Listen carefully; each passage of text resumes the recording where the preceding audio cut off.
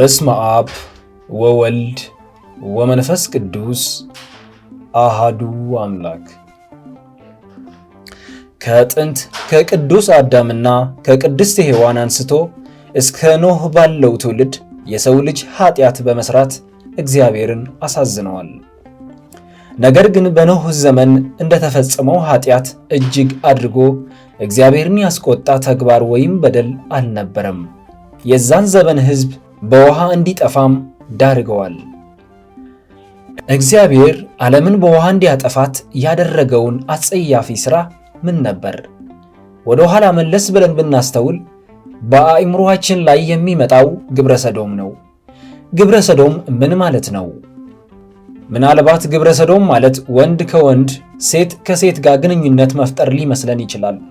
ነገሩ ግን በዚህ አያበቃም፣ ከዚህም በላይ ሰፋ ይላል። ግብረ ሰዶም ማለት ጽንስ ማስወረድን፣ መድፈርን፣ ወሊድ መቆጣጠሪያ መጠቀምን፣ ያለ አግባብ ግንኙነት ማድረግን፣ ትራንስጀንደር ወይ ጾታ መቀየር፣ ይህ ሁሉ በግብረ ሰዶም ውስጥ ይካተታል። በኖህ ጊዜ ከነበረው ግብረ ሰዶማዊነት ይልቅ በአሁኑ ጊዜ ያለውን የግብረ ሰዶም ሥራ አይብስም ብላችሁ ነው? ይብሳል እንጂ። ለምን ታዲያ እግዚአብሔር አላጠፋንም ብለን ልናስብ እንችላለን። ምክንያቱም እግዚአብሔር ፍጹም ምሕረትና ትዕግስት የማያልቅበት ብሎም በተናገረው ቃል የሚገኝ ወረት የሌለው አምላክ ነውና። ቅዱስ ኖህ የእግዚአብሔር ትእዛዝ የሚሰማና የሚያደርግ የእግዚአብሔር ሰው ነበርና እግዚአብሔርም ከዛ ሕዝብ ሁሉ መርጦት እንዲድን እና ቃል ኪዳንም እንዲቀበልም አድርጎታል።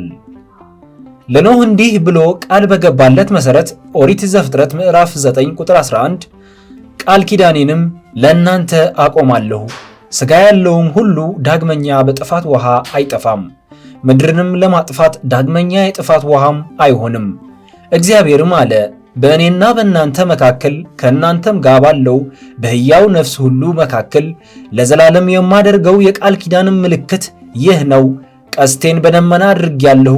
የቃል ኪዳኑም ምልክት በእኔና በምድር መካከል ይሆናል። በምድር ላይ ደመናን በጋረድሁ ጊዜ ቀስቲቱ በደመናው ትታያለች። በእኔና በእናንተ መካከል ሕያው ነፍስ ባለው ሥጋ ሁሉ መካከል ያለውን ቃል ኪዳኔን አስባለሁ። ሥጋ ያለውንም ሁሉ ያጠፋ ዘንድ ዳግመኛ የጥፋት ውሃ አይሆንም ብለዋል የሰራዊት ጌታ። ለዚህ ነው ዓለም በውሃ ዳግመኛ ያልተደባለቀችው እንጂ ኃጢአት ስላልተሰራ አይደለም፣ ግብረ ሰዶምም ስለሌለም አይደለም። እግዚአብሔር ቀስቴ በደመና አድርጌያለሁ ያለውን በአረንጓዴ፣ ቢጫ፣ ቀይ የሚታወቅ ሌሎች ቀለማቶች ጭምር ያለው ቀስተ ደመናውን ነው። ይህ ቀስተ ደመና የቃል ኪዳን ምልክት፣ የድህነት ምልክት፣ ለሰው ልጆች የተሰጠ የሕይወት ምልክትም ነው። ቢተነተንም ብዙ መንፈሳዊ ትንታኔም ይወጡበታል። ነገር ግን የርኩሰት ልጆች ይህንን ቀስተ ደመና ለማርከስ የማያስፈልገውን ቀለማት በመቀላቀል የራሳቸውን ሰንደቅ ሬይንቦ በሚል ስያሜ ተጠቅመው ሰንደቅ አድርገውታል።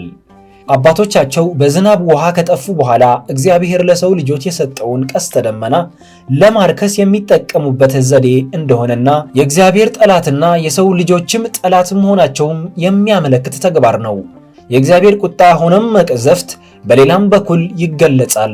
ለኃጥአን የመጣም ለጻድቃን ይተርፋል። አለማወቅም አያድንም፣ አለመቃወምም ግብረ ሰዶምን መደገፍ ነው። ስለዚህ የኢትዮጵያ ሕዝብ የእግዚአብሔር ሕዝብ ከሆንክ እግዚአብሔርን የሚቃወሙትን ግብረ ሰዶማውያን ልትቃወም ይገባል። ለመሆኑ ግብረ ሰዶማውያን ደረታቸው ነፍተው የርኩሰት ሥራቸው በአደባባይ ሲያሳዩ፣ እንደ በዓል ርኩሰታቸው ሲያከብሩ ማን ነው አጥብቆ እየተቃወማቸው የሚገኘው? በእርግጥ የመድኃኔ ዓለምና የቅድስት ድንግል ማርያም ማኅበር ዘኢትዮጵያ ነው። ተቃውሞውን ከጀመረ 7ኛውን ጊዜው ይዘዋል። የማንም ፍርሃትና ይሉንታ ሳይገድበው፣ ህብረተሰብና አካባቢ ሳይገድበው በአደባባይ በመውጣት አምላክን የሚቃወሙትን ግብረ ሰዶማውያን እየተቃወመ ዋጋ እየከፈለ ይገኛል።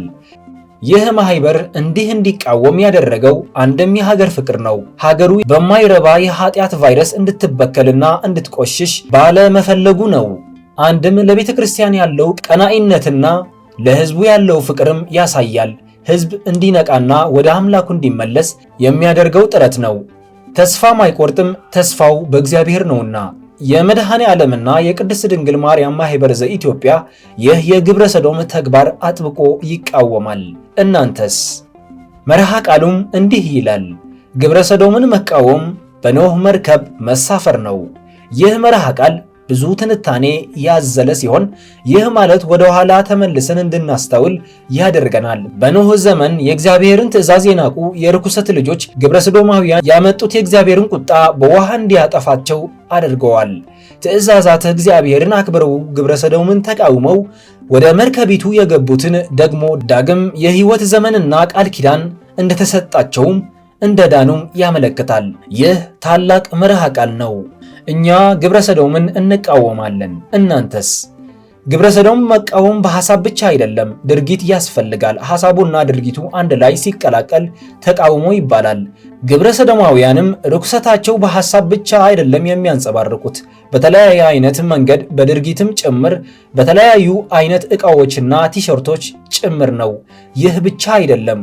ዓለማችን በማን እጅ ናት? በአሜሪካና በአውሮፓ የሚገኙት ታላላቅ ባንኮችና ሚዲያዎች፣ አርቲስቶች፣ የሚውዚክ ኢንዱስትሪዎች፣ የፊልም ኢንዱስትሪዎች፣ ኤንጂኦዎችና የእርዳታ ድርጅቶች፣ ሚሊዮነሮች፣ ቢሊዮነሮች፣ ካሲኖች፣ ታላላቅ ካምፓኒዎች፣ ሌሎች መተግበሪያዎችም ጭምር በአሁኑ ጊዜ በግብረ ሰዶማውያን እጅ ላይ ናቸው።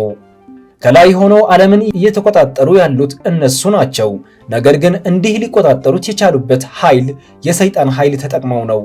የመድኃኔ ዓለምና የቅድስት ድንግል ማርያም ማህበር ዘኢትዮጵያ ቆርጦ በመነሳት ከነሱ ጋር ካለ ከኛ ጋር ያለ የእግዚአብሔር ኃይል ይበልጣል በማለት ይህ የርኩሰት ኃይል በእግዚአብሔር ኃይል እንደሚሰበር አምኖ በተቃውሞ ቆርጦ ተነስተዋል። በወላዲተ አምላክ መሪነት ለቤተ ክርስቲያኑ ቆርጦ ተነስተዋል። ለሀገሩም ቆርጦ ተነስተዋል።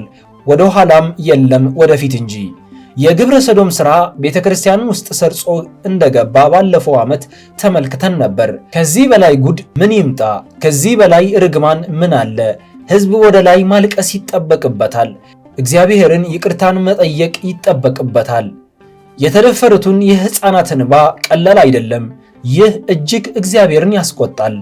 የነነዌ ሕዝብ ንስሐ ገብተው እንደማራቸው እኛም እግዚአብሔር ከዚህ ክፉ ዘመን እንዲያድነን ወደ ኖህ መርከብ እንግባ፣ በንስሐ እንታጠብ እያልኩኝ ለዛሬ አበቃሁኝ።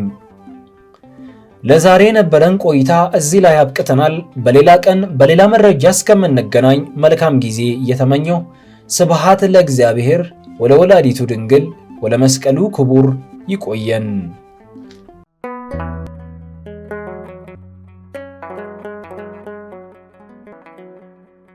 ዘኢትዮጵያ